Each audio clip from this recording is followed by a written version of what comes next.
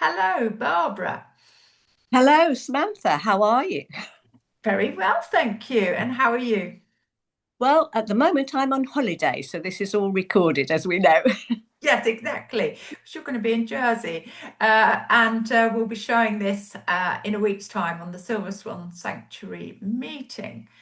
Anyway, it's lovely for you to share today, and we're very grateful that you are coming along today to talk. And thank you so much for sharing some of your deep knowledge about the media with us. We're very grateful. So I would like to ask you this question, first of all, Barbara, which is what's been the most effective media coverage for you? Oh, well, thank you for that. That's a very broad question. I've gained coverage, I think, because of my background more than anything else, in newspapers, in magazines, radio, very instant, some television contacts who've delivered the what I've told them in a different kind of way. So we haven't actually been on television. I know a lot of our groups have, and quite recently in Essex on Look East. So yes, but I think generally the newspapers have probably been the best, the more immediate. Hmm. Um, and I think because I've done a very concise press release, I haven't overloaded them with too much information. I've done the who, what, why, when, and where. Very, Ah, very yes, important. yes, Uh, and kept it so that people are still interested, yes. having read the press release. On some occasions, I know that it's easy if you get something well written, you don't have to change anything. And you send them a really nice, hopefully high resolution photograph, Hmm. then you're going to get the coverage. I've always had really good success. Well, certainly in the last two celebrations with coverage of that. So it's basically looking at something that's going to get national coverage or international coverage and relating it to your area and relating it to with your input and maybe input from some of your silver swans. So saying and relating to what's happening, i.e. the celebration or whatever. That's right. And Barbara, do you find that it's important to tie it into a theme or something that people are celebrating, such as the King's birthday or May Day or something like that? I think that's really quite important. In fact, I did a press release about the not this the Let's Dance Day, Yeah. Sunday the 2nd of March, 2025. Again, I got coverage for this, and they basically just almost wrote word to word, sentence to sentence what I'd written. So, but I related it to our classes.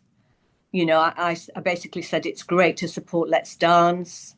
I said three instructors from Peterborough have come together, doing Hmm. different genres of dance, plus me doing the Silver Swans. Yeah. So it was a lovely mix. And I got great coverage of it and lots of photographs as well. So that was really, really good. The celebrations, we actually had coverage. There was this one from 2023, really super. And I know at about that time, I met Sue, and Sue got some amazing coverage as well. So she got this one, and Sue and I got together to collaborate on the press releases. So that was really useful. This is But Sue Peterson, right? yes, Yeah, yeah, yeah. yeah. Not McGovern. Okay, that's fantastic. So, what would you say for Silver Swans, kind of more generically across the world, because we are a global organization? What effective ways to collaborate with the media are there as well as the newspaper press releases, would you say? I think it's really important to make contact, not just with Yeah. newspapers, but also with glossy magazines. So Okay. this was an article that I got um, when I first started Silver Swans. I don't know how much of that you can see, Yes, we can. um, Yeah. but it's a full page, Uh-huh. and I sent it off with the headline, Something New for 2022. Um, so basically related it to the Duchess of Cornwall at the time, our Queen Camilla, about her interest over the lockdown in Silver Swans. And that's how I related it to my piece about it, if you like. And again, it was word for word. I got a lovely photograph of all the dancers that I had at the time, which was 5, because I'd only just started. And yes, one of the girls still has her mask on, as you can see there. That's So amazing. yes, so And that was a that full page. connection with Camilla as well, and Yeah, you sort of and it was something just after lockdown. So you're talking about a time when people were really needing something to do and be active. exactly. Yeah, Exactly. yeah. And I think the other way to make that connection is through radio, which I think is really useful. Okay. And all around the world, I think we have local radio stations. Yeah. So what you need to do probably is to look at the programs they offer, Yes. see if your press release, for example, is newsworthy, or whether it's just something that could be included in a music magazine in the afternoon, Yes. for Exactly. example. And I've had quite a lot of success with that. So, having worked in local radio, I know that making contact ring by calling a station is really, really hard. You do have to make a friend by sending out repeat public press releases, or I actually had to go through an agent to get the contact that I've had publicity through. So, yeah, you need to really see who presents your afternoon programs, and that's probably a way forwards because that's Yeah. the sort of thing that we get interviews on. Get to know some local names of local radio Exactly, before you, yes, people you've worked with perhaps before as well. Very good. exactly. Okay, so let's move on to this wonderful question of the NHS. Dr. Peter Lovett, I remember reading somewhere, wanted dance prescribed on the NHS. That's a very big organisation, but do you think there's any way that Silver Swan Lights and Seeds can connect with health authorities? I think personally, as a Mm. Pilates teacher as well, I started in quite a small way. So I initially made contact with some GP practices in the area through the practice managers, and then actually went to see one of my GPs, which the local practice, which I think is quite unusual these days. But I managed to get some posters and some leaflets out through that. I think it's quite hard to make the national connection because most of the referrals come through the primary care networks. Ah, right. So our primary care network is 4 GP surgeries. So you want somebody who coordinates that. So say a lead care coordinator, I've written down here, or the manager, the care manager. And I've actually got names and email addresses, and you can get most of these now on the internet. So that Okay. I think that's the best way of trying to do it. And remember that you're not quite as prominent as, say, a gym in terms of getting GP referrals, No, because a exactly. gym can negotiate on, say, 12 a 12-week course, and probably can reduce their hourly rate that they can take people on board for. So all of those things you need to think about. And it's also usually quite a long contract. So it'll be 15, 20, or maybe even a year, 15, 20 weeks, or maybe even a year's contract with that individual. Yeah, So yeah. that person, week after week after week, will expect a class for maybe a smaller amount than you're used to charging. But then it's business. But So I'm hearing the primary care network as the key thing for everybody out there to connect with. And there's bound to be a support care worker, a lead care worker in your area, in your yes, actual regional area.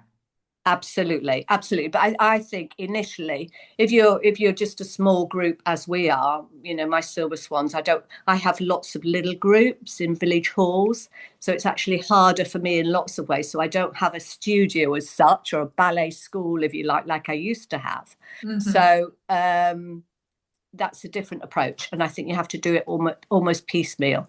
But Mm. if you're a well-established ballet school, I don't see any reason why you shouldn't go direct to the PCN or the council and move it from there in a much big, because you Absolutely. are able to absorb a bigger Absolutely.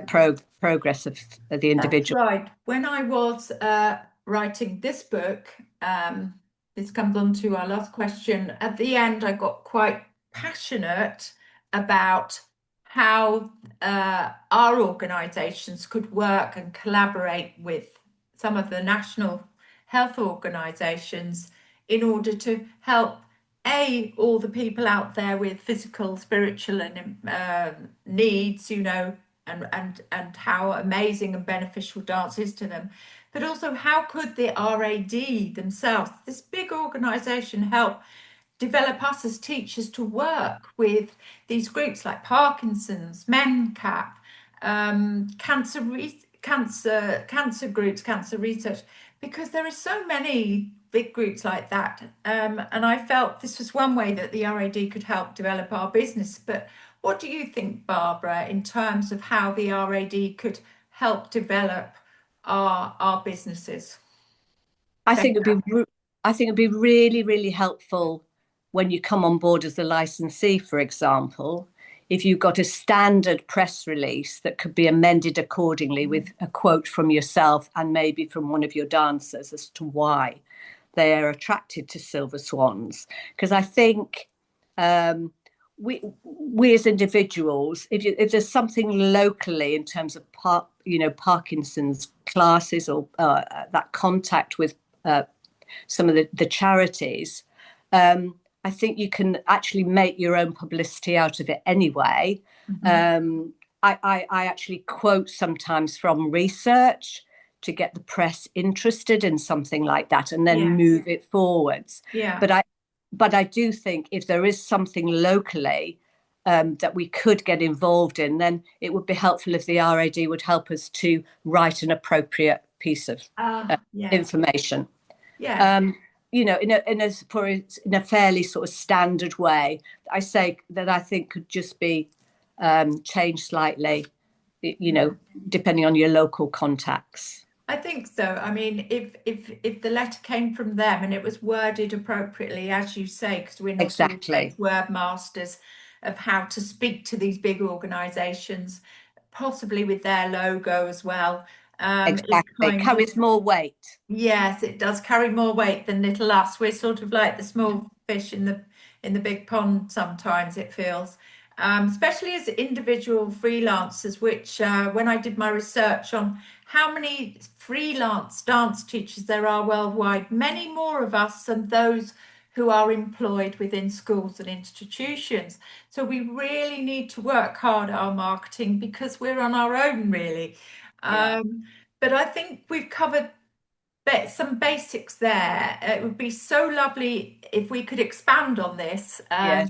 at another time. I just want to thank you so much for sharing your amazing knowledge with us. And yes, just before you go, is there anything else you'd like to just share with us at the end you'd like to say? It's quite interesting that I got a really, really good coverage recently on BBC Cambridgeshire. And Wow. I did that through a contact sending information to Amy. She was called Amy. And she covered radio, television, and of course, she wrote as well on the Voice, I think it's called BBC Cambridgeshire Voice. She wrote a long piece for me. And she had just been following me on Facebook and Instagram. So There you go that's the then. way forward, I'm She's been afraid. So we following need to you. go with it. Go with it. Yes, don't be afraid to use LinkedIn and a few other I've had a Exactly. few connections with LinkedIn recently, which has been very helpful. So definitely Facebook and Instagram, things like that are very useful for forging some of those connections. Well, thank you very much indeed, Barbara. And of course, have an amazing holiday. We won't see you at that meeting, but we'll probably see you at the next quarterly meeting, and just have a lovely time. Most definitely. And thank you for asking me to take part. That's no Thank problem you. at all. Thank you then. Bye bye, Barbara. Bye.